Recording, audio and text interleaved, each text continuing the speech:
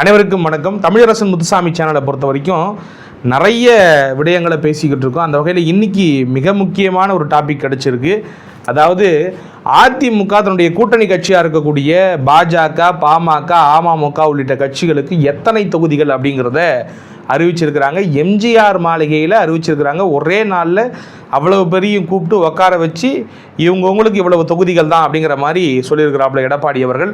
ஏற்கனவே பாமகவுக்கு வந்துட்டு கூட்டணி உறுதி செய்யப்பட்டுட்டு தான் அந்த ஒப்பந்தமே உருவாச்சு, கூட்டணி ஒப்பந்தமே உருவாச்சு அப்படிங்கிறது எல்லாருக்கும் தெரிஞ்சது தான். இப்போ புதிதாக பாஜகவுக்கும் அமமுகவுக்கும் எவ்வளவு தொகுதிகளை ஒதுக்கியிருக்கோம் அப்படிங்கிறதையும் சொல்லியிருக்காரு. ஆக இப்போ என்னன்னாக்கா நைட்டு யாருக்கு தூக்கம் வராதுன்னு பார்த்தீங்கன்னாக்கா இந்த வாடகை வாயன்கள் அப்படின்னு சில பேர் இருக்கிறாங்க.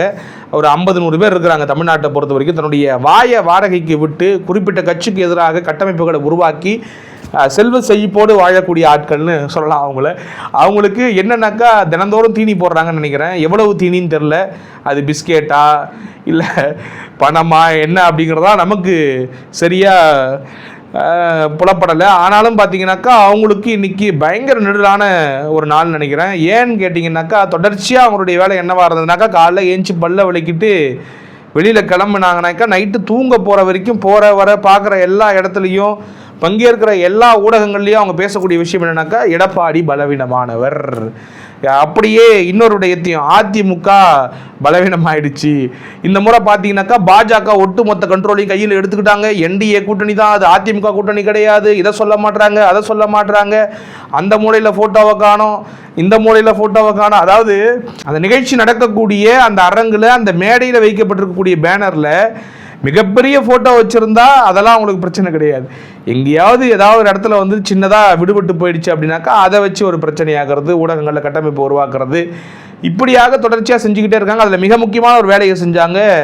பாஜக எடப்பாடி அவரோட வந்துட்டு மிரட்டுறாங்க, உருட்டுறாங்க, கையை முறுக்கி சீட்டை கேட்டுக்கிட்டு இருக்கிறாங்க. அங்கே பார்த்தா அவர் 5 அடங்கிக்கிட்டு இருக்காரு, அழுதுகிட்டு இருக்காரு. ஒரு பத்திரிக்கையாளர்லாம் இருக்காப்புல, அவர் கட்சிஃப் எடுத்து தொடச்சாப்புல எடப்பாடி. அதுக்கு அவர் பயந்து போயிட்டாப்புல, அழுதுகிட்டே வந்தாப்புல வெளியில். அவருக்கு வேர்த்துருச்சு. என்னென்ன பேச முடியுமோ அவ்வளவையும் பேசக்கூடிய ஆட்களை நம்ம பார்த்துக்கிட்டு இருக்கோம். அவ்வளவு அருவருப்பான விடயத்தை அரங்கேற்றிக்கிட்டு இருந்தாங்க. இப்போ அவர்கள் எல்லோருக்கும் பதில் சொல்லக்கூடிய விதமாக பாஜகவிற்கு 27 சீட்டுகளை மட்டுமே எடப்பாடி அவர்கள் ஒதுக்கி இருக்கிறார். அதாவது அடிப்படையில் வளர்ந்திருப்பதாக சொல்லப்படக்கூடிய பாஜக கட்சிக்கு 27 சீட்டு தான். கழுத தேஞ்சு கட்டெருமான கதையாக காங்கிரஸ் வந்துட்டு ஒவ்வொரு 5 வருஷத்துக்கும் தேஞ்சிக்கிட்டே போகுது. அந்த காங்கிரஸுக்கு 28 தொகுதி, அதுவும் பல போராட்டத்துக்கு பிறகு.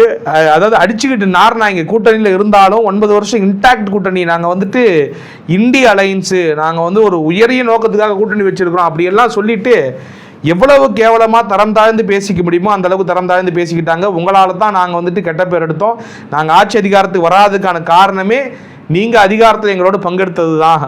இந்த மாதிரி 2G வழக்கெல்லாம் மேற்கோள் காட்டி எதிர்கட்சிக்காரங்க கூட அதெல்லாம் பேசுறது கிடையாது. அந்த அளவுக்கு பேசி அடித்து நாரி ஒரு பக்கம் கனிமொழி அவர்கள் டெல்லிக்கு போய் பறந்து ராகுல் அவர்களை சமாதானப்படுத்தி 15 ஆண்டுகள் ஆட்சி அதிகாரத்தில் இல்லாத செத்தப்பாம்பாக இருக்கக்கூடிய காங்கிரஸுக்கிட்ட இவ்வளவு அஞ்சு இந்த போராட்டத்துக்கு மத்தியில் 28 சீட்டு வாங்கினாங்க.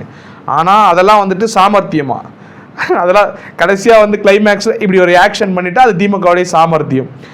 ஆளுங்கட்சியாக 15 ஆண்டுகளாக வலிமையாக இருக்கக்கூடிய ஒரு கட்சி இன்னொரு பக்கம் பார்த்தீங்கன்னாக்கா தமிழ்நாட்டில் குறிப்பிட்ட சதவீதம் வளர்ந்துருக்குறாங்க. அதை ஒத்துக்கிட்டு தான் ஆகணும்.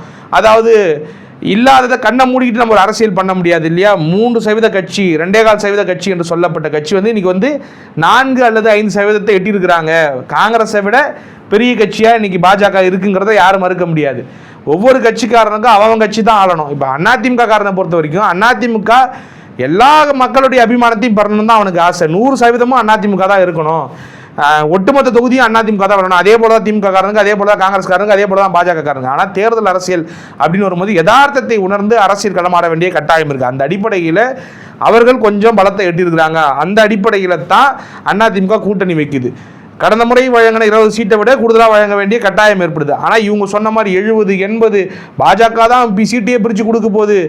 இவர் போய் வாங்கிட்டு வர போயிருக்காரு. அதுவும் ஒரு குறிப்பிட்ட பத்திரிகையாளர் இருக்காரு, அவருடைய பேர் சொல்கிறதுக்கு எனக்கு நாக்கு கூசுது. மெயின் ஸ்ட்ரீம் ஊடகத்தில் இந்த பாம் வச்சு இந்த ஆர்டி அப்படின்னு எக்ஸ்னு ஒரு பாமை வச்சு ஒரு ஷோ பண்ணுவாங்க. அதில் ஒருத்தர் வருவாப்புல, அவர் சொன்னாப்புல எடப்பாடி வாங்க போயிருக்காப்புல சீட்டு அப்படின்னு சொல்லிட்டு. இப்போலாம் அவர் அந்த மூஞ்சை வச்சுக்கிட்டு எப்படி தூங்குவாருன்னு தெரியல. இன்றைக்கி அவர் மூஞ்சில் கரியை பூசின மாதிரி ஆயிருக்குன்னு நினைக்கிறேன். ஆக எடப்பாடியை பொறுத்த வரைக்கும் ஒரு டஃப் நெகோஷியேட்டருங்க. அது கடந்த தேர்தலையும் இப்படியான உருட்டுகள் தாங்க, கேட்டு கேட்டு காதுகள் பிடிச்சி போச்சுங்க. 90 சீட் வாங்க போகிறாங்க, 70 சீட் வாங்க போகிறாங்க. அந்த அம்மையார் ஜெயலலிதாவை விட ஒரு டஃப் நெகோஷியேட்டருங்கிறது நிறைய பேர் நம்ம சொல்லி கேட்டிருக்கிறோம். ரொம்ப ஹார்டாக இருக்கவர்கிட்ட பார்கெயின் பண்ணுறது அவ்வளோ ஈஸி கிடையாது. நாங்கள் கடந்த நாடாளுமன்ற தேர்தலில் 11% பெற்றிருக்கோம் தாமரையை போட்டியிட வச்சு அப்படின்னு என்ன சொன்னாலும் அது நாடாளுமன்ற தேர்தல், இது சட்டமன்ற தேர்தல் அப்படிங்கிறத எல்லாத்தையும் மேற்கோள் காட்டி இவ்வளவுதான் உங்களுக்கு கொடுக்க முடியும் எங்கள் தலைமை ஏற்று வந்தா அப்படிங்கிற அளவுக்கு தீர்க்கமாக தெளிவாக இருந்திருக்கிறாப்புல. இன்னைக்கு எம்ஜிஆர் மாளிகையில் கூப்பிட்டு வச்சு இந்த அனௌன்ஸ்மெண்ட்டை கொடுத்துருக்கிறாப்புல. எல்லா விடயத்துக்கும் அதாவது நீங்கள் கூப்பாடு, வெற்று கூப்பாடு, இந்த கூச்செல்லாம் போட்டுக்கிட்டு இந்த நரேஷனை கட்டமைச்சு தமிழ்நாடு விசஸ் என்டிஏ, இந்த ஊழைக்கதைகள்லாம் யூஸ்லெஸ் ஸ்டோரிஸ்ன்னு சொல்லலாம். இந்த ஊழைக்கதைகளை வச்சு அப்படி ஏறிடலாம், கரை ஏறிடலாம் அப்படின்னு நினைக்காதீங்க. இது எம்கேஎஸ்க்கும் இபிஎஸ்க்குமான போட்டி. எடப்பாடி பழனிசாமி கிட்ட வந்து மோதுங்க, முடிஞ்சா மோதுங்க அப்படின்னு சவால் விட்டுருக்கிறாப்புல. உள்ளபடியே இன்னைக்கான நாள் வந்துட்டு அரசியல் களத்தில் பரபரப்பு ஏற்படுத்தியிருக்கு. மேலும் சூட்ட கலைப்பு இருக்கு. ஏற்கனவே வந்துட்டு சம்மர் அனல் கதிச்சுக்கிட்டு இருக்கு. இந்த சூழலில் அரசியல் களம் இன்னும் மேலும் பரபரப்பாக இருக்கு அப்படின்னு தான் பார்க்குறேன். அதே போல் பாட்டாளி மக்கள் கட்சிக்கு அவர்களுக்கு உரிய அந்த 18 இடத்தை கொடுத்துருக்கிறாப்புல. ஏன்னா பாட்டாளி மக்கள் கட்சியில் ஒரு சின்ன பிணக்கு இருக்குது. இருந்தாலும் கூட இன்டர்னல் சர்வே எடுத்திருப்பாங்க, யாருக்கு ஆதரவு அதிகமாக இருக்குன்னு தெரிஞ்சுக்கிட்டு பாமகவோட கூட்டணி வச்சிருக்காப்புல. தெளிவான ஒரு பொலிட்டீஷியனுங்க, ஒரு கிரவுண்ட் பொலிட்டீஷியன். எப்படி செயல்படணுமோ அப்படி செயல்பட்டு ஒவ்வொரு கூட்டணி கட்சிக்கும் எவ்வளவு தொகுதிகள் கொடுக்கணும். அமமுகவுக்கு 11 தொகுதிகள், 8லிருந்து பேசப்பட்டு 11 இருப்பதாக சொல்லப்படுது. தென் மாவட்டங்களில் வந்துட்டு வலிமை பெற வேண்டிய கட்டாயம் இருப்பதை அவர் உணர்ந்திருக்காரு. அதனால் அவங்களுடைய இம்பார்ட்டன்ஸை புரிஞ்சுக்கிட்டு அவங்களுக்கும் ஒரு குறிப்பிட்ட அளவுக்கு தொகுதியை கொடுத்துருக்காரு. இன்னும் இதர கட்சிகள் இருக்க போகிறாங்க. அதில் சில கட்சிகள் வந்து தாமரையில் போட்டி போட போகிறதாகவும், சில கட்சிகள் வந்துட்டு இரட்டை இலையில் போட்டி போட போவதாகவும் சொல்லப்படுது. ஆக இப்படியாகத்தான் சூழல் அமைஞ்சிருக்கு. இன்னொரு பக்கம் திமுக கூட்டணியை பொறுத்த வரைக்கும் நாங்கள் 25 கட்சின்னு சொல்கிறாங்களே தவிர அந்த 25 கட்சியும் வந்துட்டு பார்த்தீங்கன்னாக்கா எவ்வளவு வாக்கு சதவீதம் வச்சிருக்காங்க அப்படிங்கிற மிகப்பெரிய கேள்விக்குறி இருக்கு. ரெண்டாவது, அவங்க கூட்டணி கட்சிக்கு இடையில வந்து பார்த்தீங்கன்னாக்கா எவ்வளவு போராட்டத்துக்கு மத்தியில் அந்த ஒதுக்கீடு நடந்துகிட்டு இருக்கு அப்படிங்கிறத நம்ம பார்க்குறோம். இவர் சிம்பிளாக முடிச்சுட்டு போய்கிட்டே இருந்துட்டாப்புல. இன்னும் கேட்டிங்கனாக்கா இன்றைக்கே எல்லாமே ஃபைனலைஸ் ஆகிடும் அப்படின்னு நினைக்கிறேன். ஆக இப்படியாக ஒரு ரேஸில் வேகமாக முந்தி போயிட்டு இருக்கிறாப்புல. என்னெல்லாம் சொன்னாங்களோ அது எல்லாமே தகர்த்து எரிஞ்சிருக்கிறாப்புல. கூட்டணியும் கட்டமைச்சிருக்காப்புல. ஆரம்பத்தில் இவர் கூட கூட்டணி யாருங்க போவாங்கன்னு சொன்ன இடத்துல இருந்து பாஜக, பாமக, அப்படியே தமாக, அமமுக அப்படின்னு சொல்லிட்டு ஒரு பெரிய ஒரு கூட்டணியை கட்டமைச்சிருக்கிறாப்புல. அதில் ஓரளவுக்கு மரியாதைக்குரிய வாக்கு சதவீதத்தை வைத்திருக்கக்கூடிய கட்சிகளை தன்னோட இணைச்சிருக்கிறாப்புல.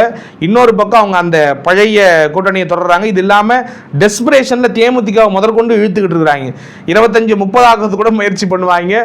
ஆனால் அந்த கூட்டணி கட்சியுடைய பெயர்களை வாசிக்க சொன்னால் வாசிக்க கூட முடியாது முதல்வரால். அந்த அளவுக்கு தான் அந்த கட்சிகளுடைய நிலைமை இருக்குது. ஆனால் அவருக்கு ஒரு டெஸ்பிரேஷன், ஒரு தோட்டத்தை உருவாக்கணும் அப்படின்ட்டு. ஆனால் அடிப்படையில் அரசியல் புரிந்தவங்களுக்கு தெரியும் எந்த கட்சி, அதாவது எந்த கூட்டணிக்கு வந்துட்டு பலம் அதிகமாக இருக்குது வாக்கு சதவீதத்தின் அடிப்படையில், ஒரு ஸ்ட்ரென்த் அடிப்படையில் அப்படின்னு பார்த்தீங்கன்னாக்கா அதிமுக கூட்டணிக்கு தான் இருக்குங்கிறது எல்லாருக்குமே அப்பட்டமாக தெரியுங்க. எடப்பாடி திரும்ப அதான் சொல்லிக்கிட்டு இருக்காரு. ஆக எடப்பாடி தெளிவாக கிளாரிட்டியோடு இருக்காப்புல. ஆள போகிறது அதிமுக, போட்டி அதிமுகவுக்கும் திமுகவுக்கும். நீங்கள் எப்படி 4 பேரை சப்போர்ட்டு கூப்பிட்டுருக்கீங்களோ அதே மாதிரி நாங்களும் 4 பேரை சப்போர்ட்டு கூப்பிட்டுக்கிறோம், வாங்க மோதி பார்ப்போம் அப்படின்னு கூப்பிட்றாப்புல. திரும்ப இந்த கொள்கை கூட்டணி அப்படிலாம் உருட்டுறது கிடையாது. கொள்கை கூட்டணின்னு உருட்டிட்டு ஒரு பக்கம் பார்த்தா அங்கே சிஜேபின்னு சொல்லுவாங்க, காங்கிரஸ் வந்துட்டு கம்யூனிஸ்ட் வந்து சிஜேபின்னு சொல்லும். இன்னொரு பக்கம் கம்யூனிஸ்ட் வந்து காங்கிரஸ் வந்துட்டு பிஜேபியோட கூட்டாளின்னு சொல்லும். முல்லை பெரியார் விவகாரத்தில் திமுகவுக்கும் கம்யூனிஸ்டுகளுக்கும் அரசியல் சிக்கல், இந்த பக்கம் காங்கிரஸுக்கும் திமுகவுக்கும் சிக்கல். இப்படி எந்தவித கொள்கையிலுமே உடன்பாடு கிடையாதுங்க. ஒரு பக்கம் அவங்க இடபிள்யூஎஸ்க்கு எல்லாரும் ஆதரவு தெரிவிப்பாங்க, கம்யூனிஸ்ட் காங்கிரஸ்லாம்.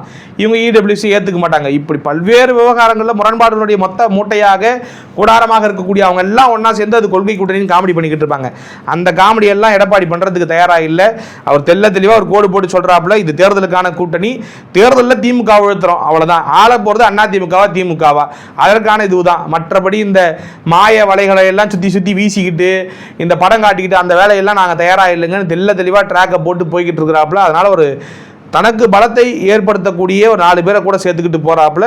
மெயின் பிளேயர் நான் தான் ஜெயிக்க போகிறேன் அப்படிங்கிறதையும் தெளிவாக இன்னைக்கு பியூஷ் கோயலை பக்கத்தில் உட்கார வச்சுக்கிட்டு என்ன சொல்கிறாப்புல, எத்தனை வாட்டி நீங்கள் கேட்டாலும் திருப்பி சொல்லிட்டேன். நான் அவருடைய ஸ்டைலே சொல்கிறேன், திருப்பி எத்தனை வாட்டி நீங்கள் சொல்கிறது, சொல்லி முடிச்சாச்சு அப்படின்னு சொல்லி அதிமுக தான் ஆட்சி அமைக்க போகுது அப்படிங்கிறத கட்டி சொல்லிட்டாப்புல. ஆனால் அங்கே பாருங்கள், எங்களுக்கு ஆட்சியில் பங்கு வேணும் அது வேணும்னு வெளிப்படையாகவே சண்டை போட்டுக்கிட்டு முட்டல் மோதலை ஏற்படுத்திக்கிட்டு அவர் வந்துட்டு இந்தியா டுடே கான்க்ளேவில் போயிட்டு மேடை ஏறி சொல்கிற அளவுக்கு நிலைமை மோசமாச்சு. இத்தனைக்கும் காங்கிரஸ் வித்தவுட் பவரில் இவ்வளோ பண்ணுறாங்க. அவங்க எவ்வளோ ப்ரூட்டல் நினச்சிக்கிங்க பவரில். அப்போ 2011 ஐயா கலைஞர் அவர்களை எந்த அளவுக்கு கொடுமைப்படுத்தியிருப்பாங்க. எனக்கு உள்ளபடியாக அதை நினச்சா வருத்தமாக இருக்குது. ஏன்னா 63 நாயன்மார்களை கொடுத்துட்டு வந்துட்டு அவர் கனத்த இதயத்தோடு பேட்டி கொடுத்துட்டு போனதை வெளியில் வந்துட்டு முகத்தில் காட்டி கூட எவ்வளோ கனத்த இதயத்தோடு பேட்டி கொடுத்துட்டு போனார்னு எனக்கு தெரியும். அவர் எத்தனை முறை டெல்லிக்கு அந்த காலகட்டத்தில் போய் சென்று போயிட்டு வந்தாருன்னு பார்க்குறோம். ஆக மிரட்டணும் அப்படின்னு முடிவு பண்ணிட்டா டெல்லிக்கு கூப்பிட்டு வச்சு தான் மிரட்டணும்னு அவசியம் கிடையாதுங்க. அது பிஜேபியோ காங்கிரஸோ அறிவாலயத்துக்கோ எம்ஜிஆர் மாளிகை கூட வந்து மிரட்டலாம் 2011 நடந்த மாதிரி. ஆக இங்கேருந்து போகிறதாலே அவங்க மிரட்டப்படுறாங்கன்னா கிடையாது. அதனுடைய வெளிப்பாடு தான் இது. மிரட்டி உருட்டிலாம் எடப்பாடி கிட்ட எதுவும் வாங்கிட முடியாது. ஏன்னா அவர் எடப்பாடி பழனிசாமி சாதாரண ஆள் கிடையாது. அதிமுகவுடைய தொண்டன். அந்த கட்சியை எப்படி கட்டி காக்கணும், அந்த கட்சி எப்படி வளர்த்தெடுக்கணுங்கிறத எல்லாத்தையும் தெரிஞ்சு வச்சிருக்கிறாப்புல. அந்த அம்மையாரிடம் வந்துட்டு பாலபாடம் கட்டிருக்கிறாப்புல, அரசியல் பாடம் கட்டிருக்கிறாப்புல. அதனால் அப்படி டேக் இட் ஈஸியாலாம் எடப்பாடி பழனிசாமி ஒன்றும் பண்ணிட முடியாது. எனக்கு என்ன ஆச்சரியம்னா இதுக்கப்புறம் என்ன உருட்ட போகிறாங்க அந்த வாடகை வாய்கள்லாம், என்னத்தை புலம்ப போகிறாங்க, அடுத்து ஒரு மாதத்துக்கு அவங்க ஏதாவது ட்ரெண்ட் செட் பண்ண வேண்டிய கட்டாயம் இருக்குது. இப்போ இதையெல்லாம் உடச்சி தள்ளிட்டாப்புல. இப்போ அடுத்து எதையாவது புலம்புவாங்க பாருங்கள். எதையாவது ஒரு சின்ன இன்சிடென்ட்ஸ் கிடச்சிச்சுனாக்கா தவறுதான் நடக்கக்கூடிய அந்த விவகாரங்கள்லாம் எடுத்து வச்சுக்கிட்டு அதை புலம்பி தள்ளிட்டு கிழவி கட்டா அந்த மாதிரி புலம்புவாங்க. ஊர் கழிவிங்கெல்லாம் பேசுவாங்க தெரியுமா, அதை விட மோசமாக உட்காந்து டிபேட்டில் பேச போகிறாங்க. அதை தான் நீங்கள் பார்க்க போகிறீங்க. இன்றைக்கி புலம்பி அழுவாங்க பாருங்கள். அந்த ஒரு ஏக்கம், அந்த இதுலாம் தெரியும் இன்னைக்கு. ஆக உள்ளபடியே அந்த வாடகை வாய்களுக்கு விழுந்த சம்மட்டி அடி இன்னைக்கு நினைக்கிறேன். அந்த வாய்கள் என்ன பேச போகிறது, இனியும் அந்த வாய்கள் பேசித்தான் ஆக வேண்டிய கட்டாயம் இருக்கிறது. ஏனால் தீனி ஆல்ரெடி போடப்பட்டிருக்கிறது. தேர்தல் வரைக்குமான தீனி மொத்தமாக வழங்கப்பட்டிருக்கிறது அப்படிங்கிறதா என்னுடைய பார்வை. உங்களுடைய கருத்து என்னங்கிறத கமெண்ட் பாக்ஸ் சொல்லுங்கள். Tata, bye by.